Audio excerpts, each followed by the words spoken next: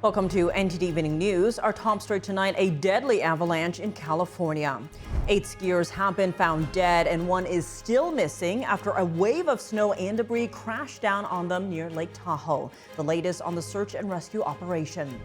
The biggest military buildup yet in the Middle East. President Trump sending the world's largest warship to the Mediterranean, along with a fleet of fighter jets and aerial refueling tankers. Ousted has what the White House says about the moves. The CDC will have a new temporary chief after a series of leadership changes over the past year, who the White House is tapping to be acting director. The U.S. Labor Secretary says a strike team will soon investigate California fraud. The investigations would be similar to Minnesota's. David Lamb has the details.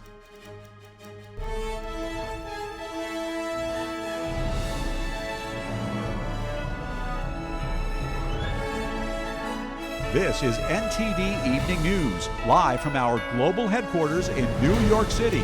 Here's Tiffany Meyer. Good evening and thank you for joining us tonight. We begin with sad news coming out of California. 8 skiers have been found dead and one is still missing, a day after an avalanche hit the Sierra Nevada near Lake Tahoe. The skiers had been on the final stretch of a 3-day backcountry trip when a wave of ice, rocks, and debris came crashing down on them. Survivors were left scrambling to try to find the rest of their group and to improvise shelter as they awaited rescue. Yvonne Rodriguez has the latest. A tragic turn in the search for 9 missing skiers. 8 of the 9 additional skiers have been located deceased. We are still looking for one of the members at this time. Emergency crews received reports of an avalanche hitting Castle Peak around 11:30 Tuesday morning. Immediately, skilled rescue ski teams raced to the scene. 46 emergency first responders in all, says the Nevada County Sheriff's Office. 11 hours later, the Sheriff's Office says 6 survivors were rescued with various injuries, 2 of whom were transported to the hospital for treatment. But as time goes on, weather conditions are becoming a challenge as skiers search for the one remaining missing skier. Due to the ongoing challenges of the weather, the avalanche conditions, the effort remains ongoing, as well as our search for the remaining skier. But the weather is a factor. It's not a resource issue as we speak. It is a weather condition and safety condition for our response teams. Even as snowfall tapers Wednesday, lingering showers and deep existing snow will keep travel difficult and terrain unstable around the Tahoe Basin and higher elevation. Another storm is expected to begin early Thursday, potentially stacking new snow on top of the current base. I'm Ivan Rodriguez reporting. Authorities are urging the public to check avalanche forecasts and weather reports before traveling anywhere in the backcountry. Their message is avoid all closed areas and high-risk areas. President Trump is sending the USS Gerald, the world's largest warship, to the Middle East, plus a huge fleet of fighter jets and aerial refueling tankers in the largest military buildup yet. We now go live to NTD's Washington correspondent Mari Ousted. Mari, good evening. Tiff, good evening. That's right, and that massive military buildup in the Gulf there is a potential indication that President Trump is preparing large-scale strikes against Iran if negotiations with the regime ultimately fail. And it comes as President Trump today is also urging UK's Prime Minister Keir Starmer to back out of leasing the island of Diego Garcia to Mauritius. President Trump says that it may be necessary for the U.S. to use that island to, quote, eradicate a potential attack from the Iranian regime should they not make a deal. The president says that Diego Garcia is strategically located in the Indian Ocean and, quote, called it making a big mistake by leasing it to Mauritius. And the White House, meanwhile, is repeating that President Trump always prefers diplomacy first. Take a look. As you just said, totally obliterated Iran's nuclear facilities. The president has always been very clear, though, with respect to Iran or any country around the world, diplomacy is always his first option, and Iran would be very wise to make a deal with President Trump. This comes as 4 F-15 fighter jets and refueling tankers are en route to the Middle East, and the USS Gerald, the second aircraft carrier to be deployed to the region, is expected to arrive in the eastern Mediterranean in about 4 days. Meanwhile, satellite images show that Iran has recently built a concrete shield over a new facility at a sensitive military site, buried tunnel entrances at a nuclear site bombed by the U.S. last year, and repaired missile bases struck in that conflict. This as a Russian warship arrives in Iran a day before it's expected to conduct Navy drills in the Sea of Oman and northern Indian Ocean, a few days after Iran's Revolutionary Guards conducted drills in the Strait of Hormuz. I think you heard from the administration and the State Department yesterday that there was a little bit of progress made, but we're still very far apart on some issues. I believe the Iranians are expected to come back to us with some more detail in the next couple of weeks, and so the president will continue to watch how this plays out. While Iran insists its nuclear program is entirely peaceful, it is the only non-nuclear weapon state enriching uranium up to 60%, a short step away from weapons-grade material. We don't want any enrichment. We don't want enrichment. Yes, of course, the Iranians say that they're not interested in a nuclear weapon. We know, in fact, that's not true. They have shown a number of things that make it clear that they're interested in acquiring a nuclear weapon. President Trump has made his demands for the Iranian regime clear: no nuclear weapon and stop killing anti-regime protesters. This is as Iran International reports that since last month, over 36,000 anti-government protesters were killed by the regime. The Trump administration says everything is on the table in negotiations, including ballistic missiles and support for proxies like Hamas and Hezbollah, but the U.S.'s red line is possession of a nuclear weapon. Everything is on the table. We certainly want Iran to stop being a state sponsor of terrorism. They're one of the world's largest state sponsors of terrorism. There are a lot of ways in which they endanger America's national security, but the most important way they could is if they acquired a nuclear weapon. Meanwhile, President Trump tomorrow has a Board of Peace meeting here in Washington with over 40 countries expected in attendance. President Trump vows that that board will prove to be the, quote, most consequential international body in history, and says that tomorrow he'll announce that member states have pledged more than $5 billion toward humanitarian aid and reconstruction efforts in Gaza. And then after that, President Trump is jetting off to Georgia, where he'll tour a steel factory and another local business in the region. Before going to Rome, Georgia, where he'll make remarks on affordability and the economy. Tiff, back to you. All right, Mari, thanks for those updates. What issues will President Trump talk about in this year's State of the Union address, and how has America changed since his first term? Join me, along with NTD Steve Lance and Mario Tsu, on February 23rd at 6 p.m. Eastern for a preview of the major topics the president is expected to cover in the State of the Union. 243 million gallons of sewage has spilled into the Potomac River since a line break last month.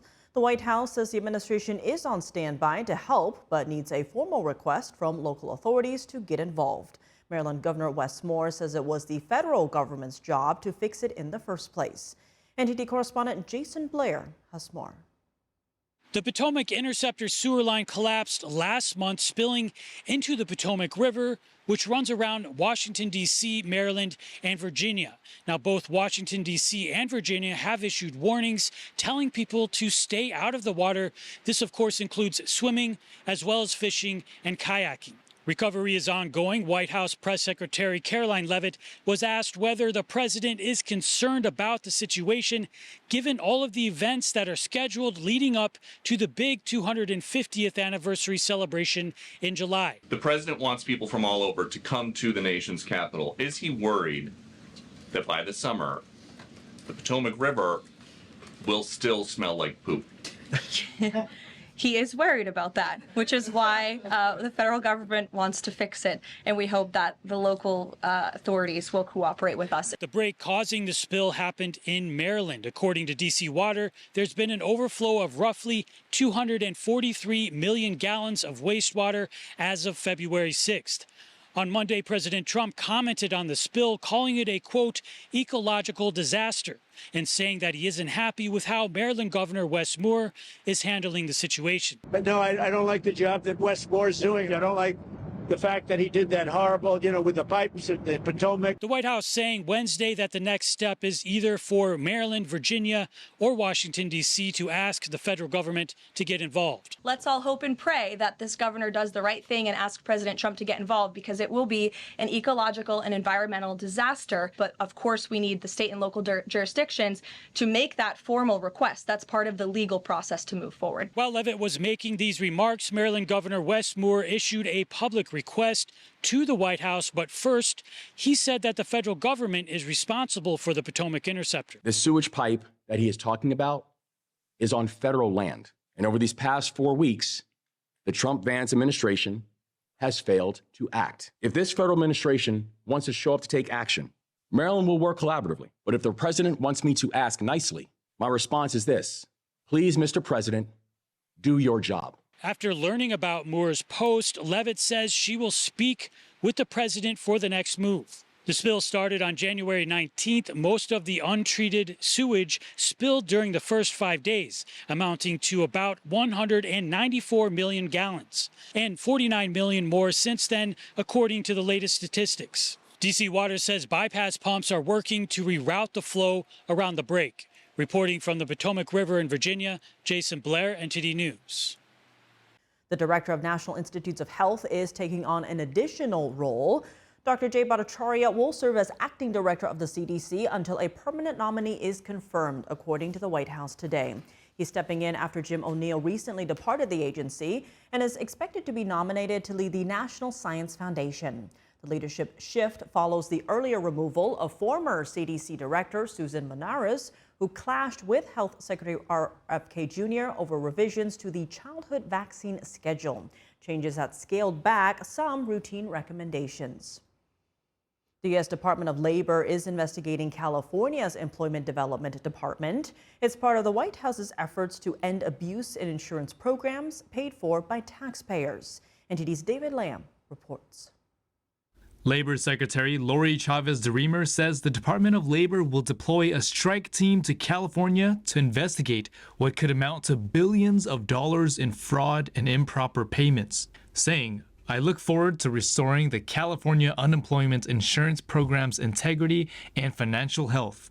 She claims that the previous administration turned a blind eye to the labor programs in the state's Employment Development Departments, or EDD.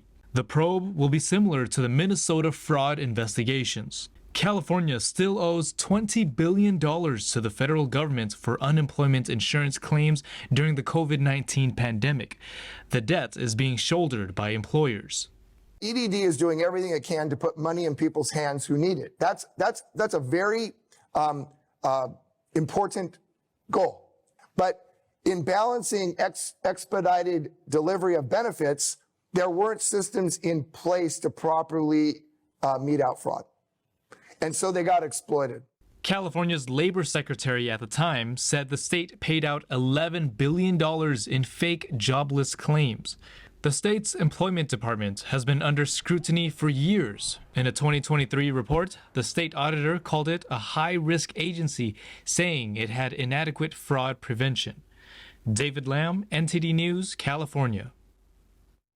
And after a funding freeze, construction on the Hudson Tunnel project will resume next week. The Trump administration has released all remaining federal funding that was previously frozen. New York Governor Kathy Hochul saying today that President Trump has released the remaining $127 million after speaking with her. She calls this a major win for workers and commuters. The Trump administration previously froze $205 million for the $16 billion project last year. New York and New Jersey then sued to unfreeze the funding. The president earlier this week criticized the project, saying he is concerned about cost overruns. Hochul says she called Trump after his post and told him the project was not facing cost issues. The Hudson Tunnel project aims to build a new commuter rail tunnel connecting Manhattan and New Jersey and repair a century-old tunnel. The search for Nancy Guthrie is now in its 18th day with thousands of leads and hundreds of investigators. Yet authorities still haven't found the 84-year-old grandmother. Pima County Sheriff Chris Nanas has said they are not giving up. Arlene Richards has more on the latest. Someone out there saw something, heard something. We need that person to call us. As the search for Nancy Guthrie continues, hundreds of investigators are working the case. Pima County Sheriff Chris Nanos told Fox News on Tuesday that they're not giving up. But so far, none of the thousands of tips and leads nor the DNA testing conducted on gloves found 2 miles away have turned up a match to a suspect. On NBC's Today Show Wednesday, the sheriff said DNA found at Nancy Guthrie's property could belong to the suspect. We believe that we may have some DNA there that may be our suspect, but we won't know that until that DNA is separated, sorted out. He told other news outlets that they're still looking at a lot of DNA from the Guthrie home. In other news on Wednesday, several media reports say the FBI has reached out to Mexican authorities in the search for Nancy Guthrie, citing an inside source. NTD has not been able to confirm this update. And TMZ's Harvey Levin reports that his media outlet received another purported ransom letter. They're asking for a different form of crypto than Bitcoin. Levin said he didn't know if the letter came from one of the same people who sent the previous letters, but this one is asking for $6 million. Meanwhile, a Milwaukee attorney offers another $100,000. And I called Tucson Crime Stoppers, and they were very happy to have me join in. He said anybody can submit a tip anonymously to Crime Stoppers, and if it leads to the arrest of the suspect, the individual gets the award. Officials have reportedly gone to about 40 gun shops to search for clues about potential gun sales to the suspect. Nanos has said that's not true. Nancy Guthrie's neighbors set up a makeshift memorial of yellow flowers and ribbons near her home. In solidarity, NBC's Today Show, where Guthrie's daughter Savannah Guthrie works as a host, similarly decorated their studio with yellow flowers and ribbons.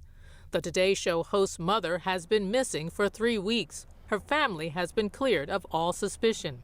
In another social media plea Sunday, Savannah Guthrie again said that the family is not giving up. We still have hope. And we still believe. Arlene Richards, NTD News. Late this afternoon, NBC reported the sheriff told them that Meta and Apple, as well as other private companies, have offered to help in retrieving additional footage from other Nest cameras at Nancy Guthrie's property. According to the report, Meta said it was in touch with relevant law enforcement officials. Coming up in the Middle East, residents in the Gaza Strip observe the first day of Ramadan. Meanwhile, gunshots are heard in Iran after a crowd shouts death to the supreme leader. Jason Perry reports.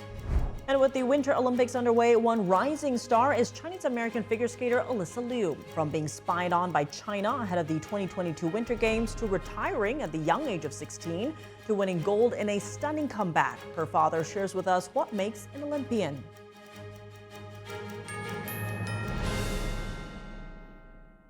Tuesday, a primetime reveal from the president. We are going to renew unlimited promise of the American dream. His vision for the year and success so far. Where will he try to lead Congress, the nation, and the world? Join NTD's Steve Lance and Tiffany Meyer to track the president ahead of his speech. Reactions from lawmakers and in-depth panels on what it all means for you. Watch NTD's live special coverage of the State of the Union, Tuesday at 7 p.m. Eastern, only on NTD.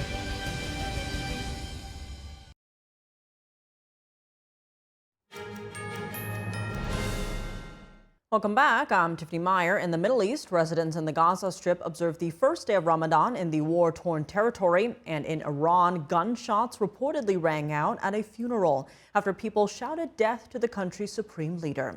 NTD's Jason Perry has the details.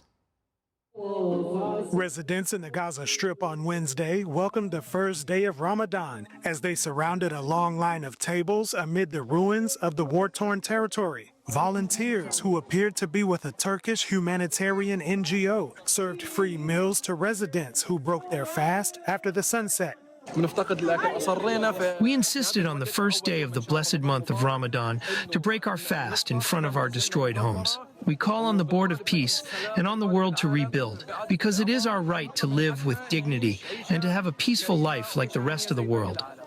On the same day, Israeli President Isaac Herzog visited the newly established Civil Military Coordination Center in Israel, in which multiple countries are helping to oversee the redevelopment of the Gaza Strip. What we are seeing here are facts, are seeing projects, are seeing implementations, cooperation, and I truly believe that this is a game changer for the future of the Middle East and world peace. He also wished Muslims around the world, including the people of Iran, a happy Ramadan. Meanwhile, in Iran, residents recently gathered at a funeral and began shouting death to Khamenei, referring to the supreme leader, Ali Khamenei.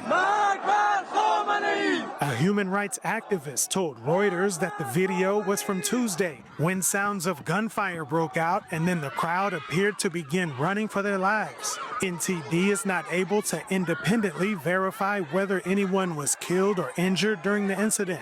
The Iranian regime has been accused of killing thousands of its own citizens, who initially protested the country's failing economy, but later shifted to opposing the authoritarian government. However, on Wednesday, the United Nations elected Iran to the position of vice chair of the United Nations Charter Committee, which is supposed to promote the peaceful settlement of disputes between states. Israel opposed Iran's election, accusing the Iranian regime of undermining international peace and massacring its own civilians. The fact that this decision is allowed to be passed without objection or even without calling for a vote speaks volume. President Trump has recently talked about reforming the UN. This comes as the U.S. ambassador to the UN, Mike Waltz, met with Israel's foreign minister on Wednesday and gave him a MAGA hat, which says, "Make the UN great again." Jason Perry, NTD News. Turning to South America, the interim president of Peru is removed by its Congress. That's over a scandal involving undisclosed meetings with a Chinese businessman. Here's what happened. Señor José Enrique Gerí Oré han sido aprobadas. Peru's Congress has voted to remove President José Gerí just 4 months into his term and the country's third president in a row to be ousted from office. 75 lawmakers backed his ouster, with 24 opposed and 3 abstaining. Gerí has said he will respect the outcome of the vote. He became president in October after Congress unanimously removed his predecessor, Dina Boluarte, amid corruption scandals and growing anger over rising crime. With no vice president in place, Gerí was next in the line of succession as head of Congress. The scandal that led to his removal Tuesday began last month, dubbed Chifagate, a local name for Chinese restaurants. Gerí was filmed arriving at a restaurant late at night, wearing a hood to meet with Chinese businessman Jiwa Yang, who owns stores and a concession for an energy project. The meeting was not publicly disclosed. In his defense before lawmakers in January, he denied committing any, quote, irregular acts during the meeting. With general elections set for April 12, yet another interim leader will take over. The current head of Congress, Fernando Rospigliosi, is next in line, but has declined the role. A vote by lawmakers to elect a new congressional leader is expected on Wednesday. That person would automatically assume the interim presidency.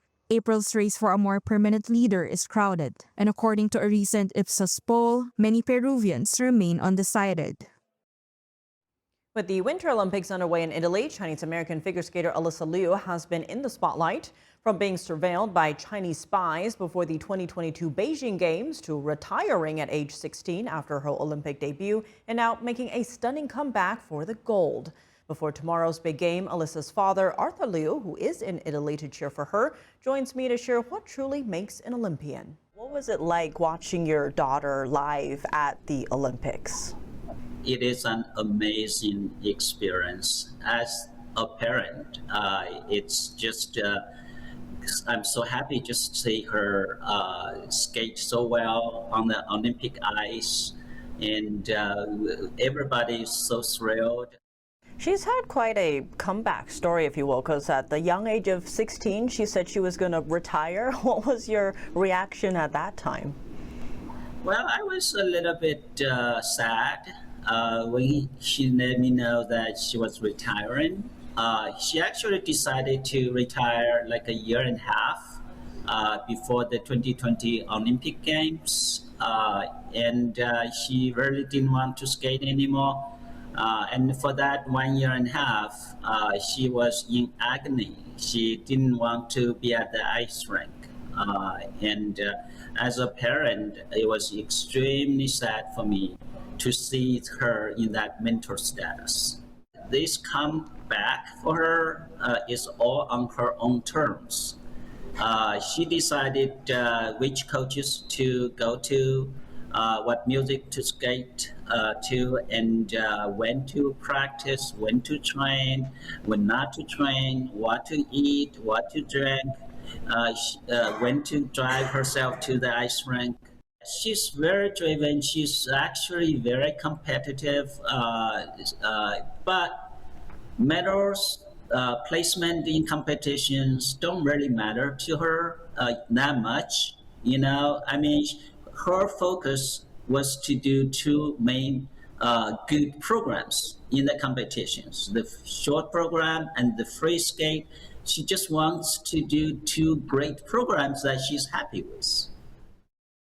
Justice Department and FBI said that China actually sent individuals to track and target you and your family, including her, ahead of the Olympics. Talk to us about what was Beijing's motivation? Were you afraid for her?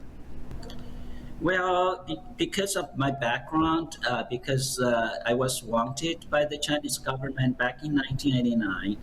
And after I came to America, I also continued to organize protests in front of the Chinese consulate in San Francisco. The Chinese government has never let me go. They sent spies to the U.S. The spy actually became friends with me. I befriended him. I helped him a lot, in settling down in the San Francisco Bay Area. And I treated him as my friend. And many years later, he confessed that he was actually a spy for the Chinese government on me. And that was Arthur Liu, father of Olympic figure skater Alysa Liu. To watch a longer version of this exclusive interview, tune into China in Focus tonight at 8:30 p.m. Eastern. Coming up, Mark Zuckerberg took the stand today in a major social media addiction trial. Attorneys confronted him with internal documents on underage Instagram users and time spent targets. Christina Corona brings us details from the courtroom. And Congressman Jimmy Patronis of Florida joins us to share why he thinks big tech must be held accountable.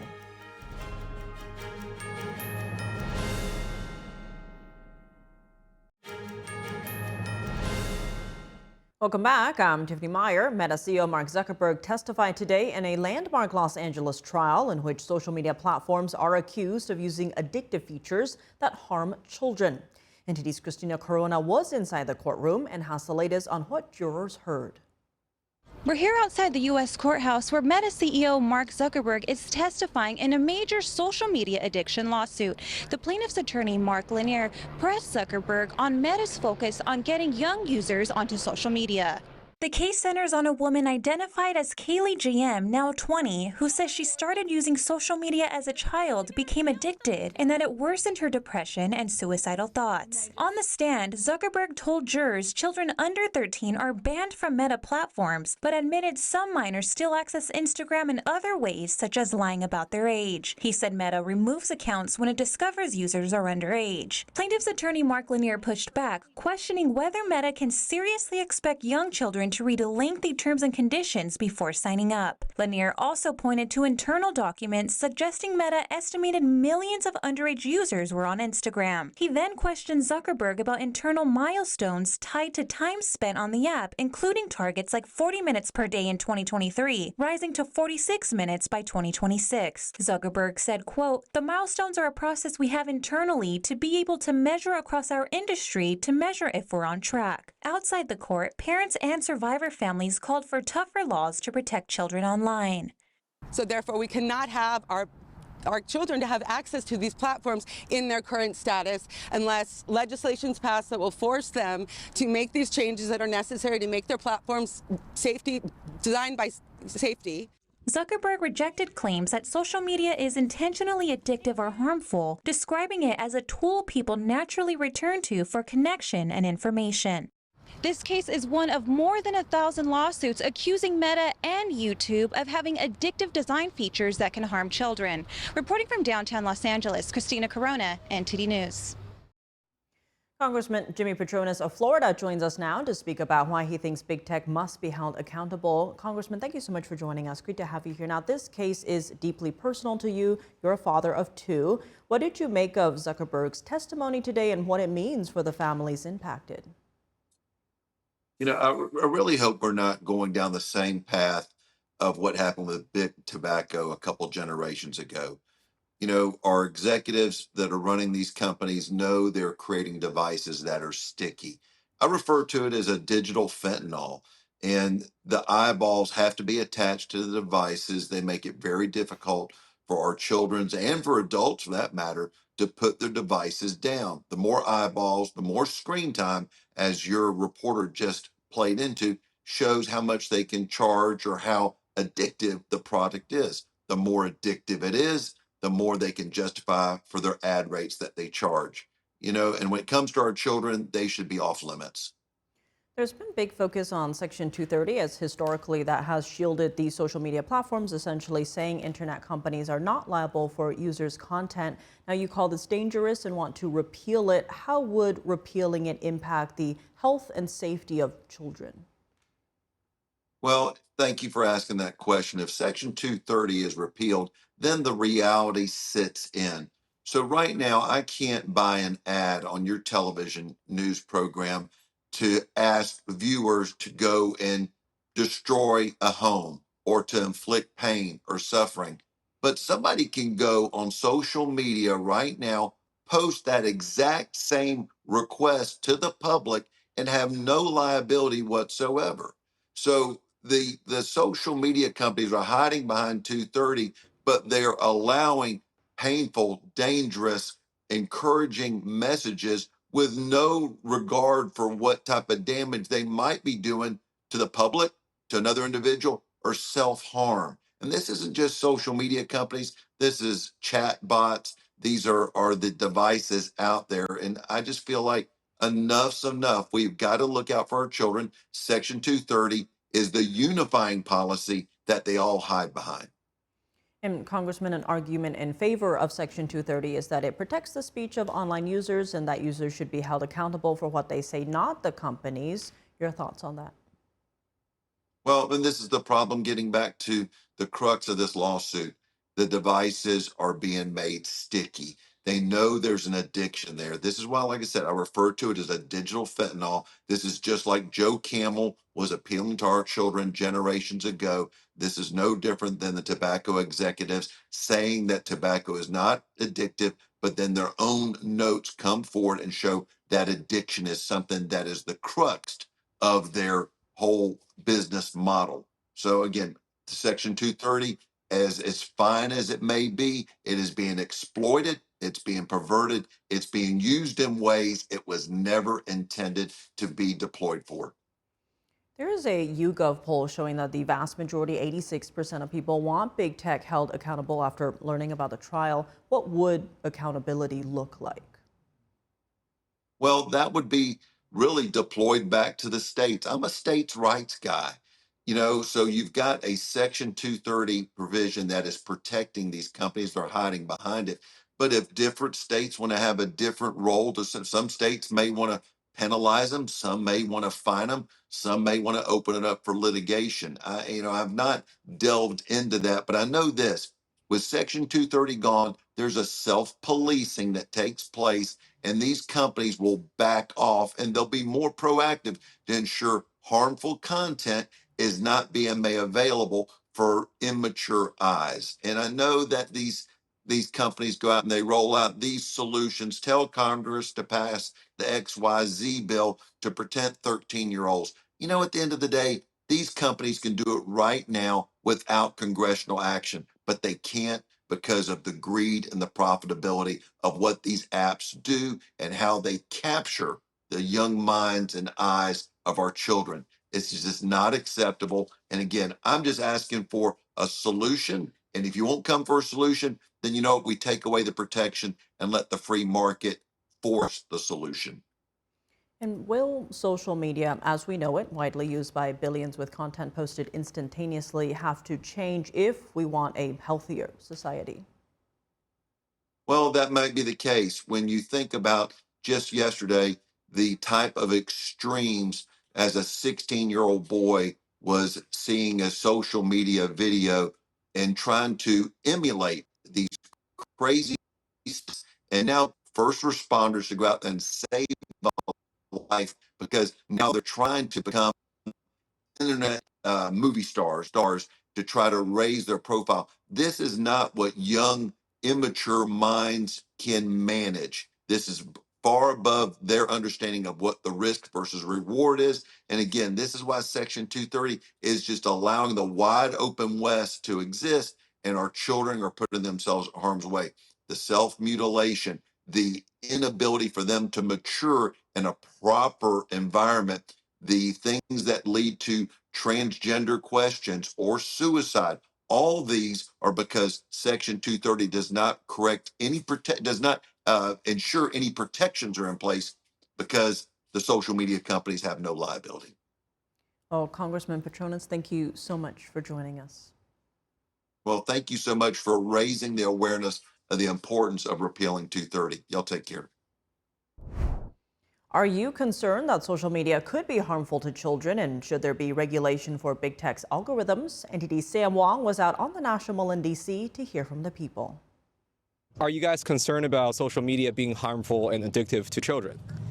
Yes, I definitely am. Of course, I do allow my kids to have social media because I notice that's how they communicate with their friends, but it's exposure to a lot of things that as parents we really have to monitor. There's been times where it's been hard for me to step away from social media, and it can certainly be addicting for me. And if it's addicting for me, it's going to be addicting for a young mind. They don't get out. They don't do anything. Everybody's focused on their phones anymore. They don't see the world anymore. They don't see what's in front of their face other than their phone anymore. I worked in a middle school in New York City, and I would say 9 out of 10 fights started on social media and then came into the classroom. My little sister was bullied through social media, so I completely know that that's a toxic environment. If people are comparing themselves to AI-generated images of females or males, they're comparing themselves to girls that aren't even real, standards that aren't even real. So I think it's absolutely wrecking the mental health of even young men. Do you think big tech companies should be regulated, especially in terms of algorithm and the stuff that they are, putting out for children? I think there certainly needs to be some control and some oversight, especially if kids are accessing it, just to protect them. No, I definitely think it could, because it's way too easy, especially on social media, to find stuff that is what I would say detrimental to a child's development. You can get on TikTok and you can see, people dancing around in less than scandalous clothing easily. So I know in New York State now they've banned phones. I think the question right now for a lot of people is where do we start talking about social media and the positives, the dangers? I think there should be some limits, but also as parents, it's up to us. We need to create those boundaries for them as well and teach them about boundaries. And I do think it's really disgusting that people are creating algorithms to keep us hooked and watching and scrolling. And I understand it's a business for them and they're trying to make money, but it is at the detriment of society, I think. Coming up at the Olympics, Team USA's Mikaela Shiffrin breaks through in the women's slalom, plus a hockey update. Dave Martin joins us to discuss.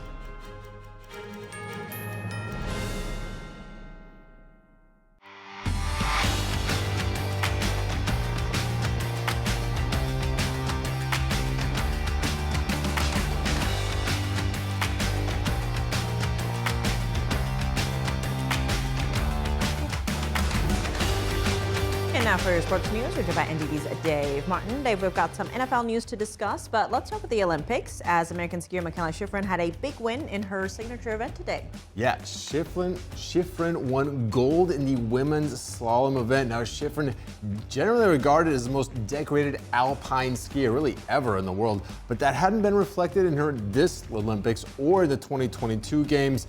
So a big relief for her. As here's what an emotional Shiffrin said after the big win. And this was a moment I have dreamed about. I've also been very scared of this moment. Everything in life that you do after you lose someone you love is like a new experience. It's like being born again.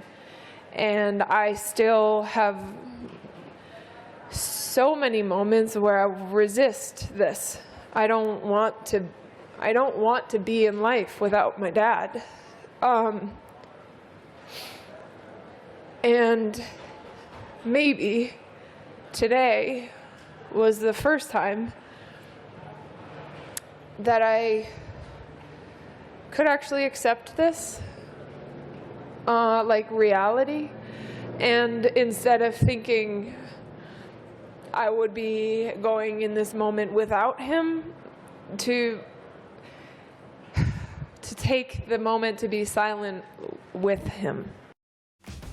Yeah, so quite a moment there for Shiffrin there. Now, she was the only Team USA member to win a medal today. The men's cross-country team took silver in the team sprint, and in the men's snowboard slopestyle event, American Jake Cantor took home the bronze. So a nice day for Team USA, a gold, a silver, and a bronze.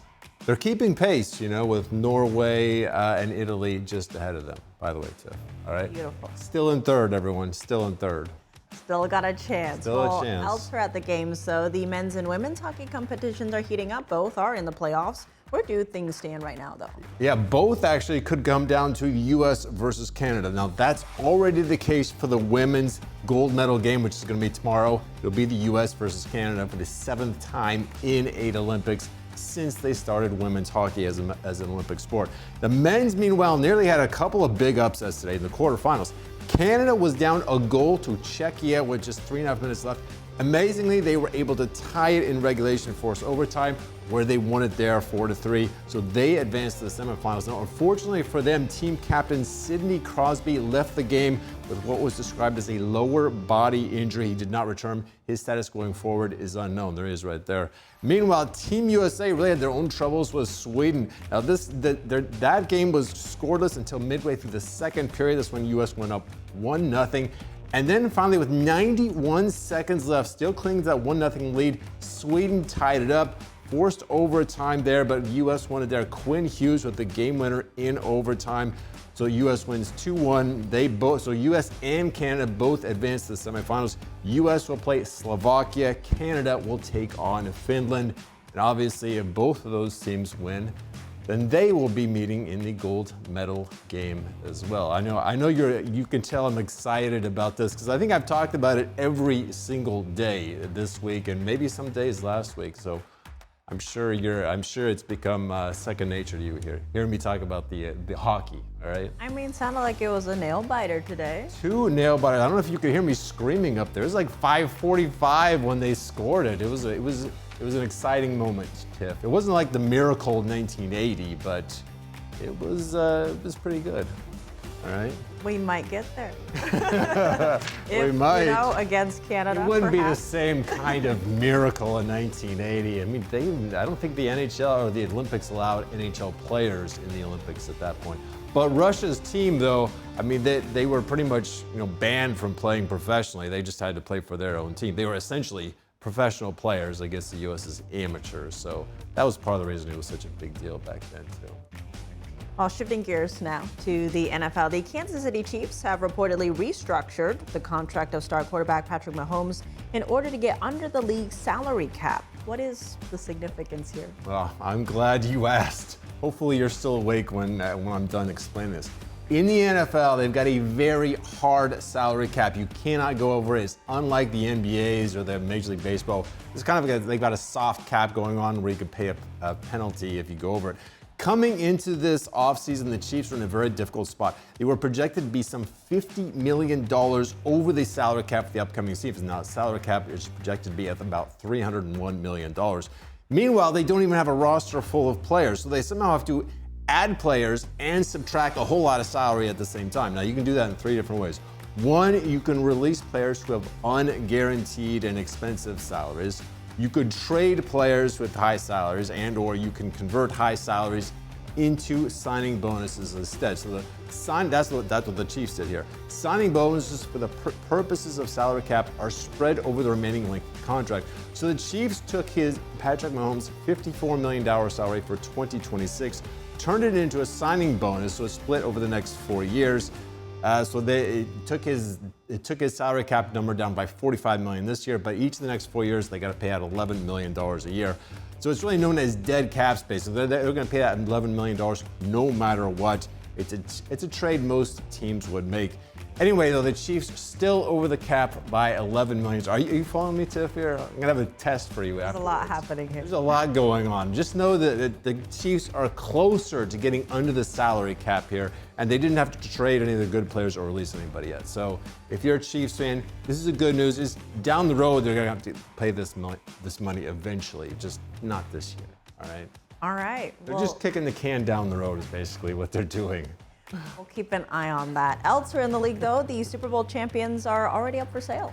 Yeah, just a week and a half after their big win, they're up for sale. I don't think it's necessarily just because they want to strike while the iron is hot, though. Now, ESPN had reported this before the Super Bowl that this was going to be happening. Seahawks are owned by the Paul Allen estate. Now, tragically, Allen died back in 2018. His sister Jody Allen has controlled the team ever since. She also controls the NBA's Portland Trail Blazers, as Allen owned both franchises there. Now, Forbes estimated the Seattle Seahawks to be worth just under $7 billion last year. I would guess they go for even more than that, simply because there's only 32 franchises out there, NFL franchises, and they're not up for sale that often. But an interesting note there, Paul Allen's will dictates both franchises were to eventually be sold, with all estate proceeds going to philanthropy. Now, Allen bought the Seahawks back in 1997 for just $200 million, so it's a pretty good return on investment there, $200 million turned into $8 billion in 30 years. That's not bad, too. It's a good bet. Yeah, if only I had $200 million back in 1997. I didn't. All right, well, on that note, Dave, as always, thanks for joining us. Thank you, Tiff. And that's all for today's news. Round-the-clock coverage, visit us at ntd.com/live or download our NTD app. Thanks for tuning in. I'm Tiffany Meyer. Good night.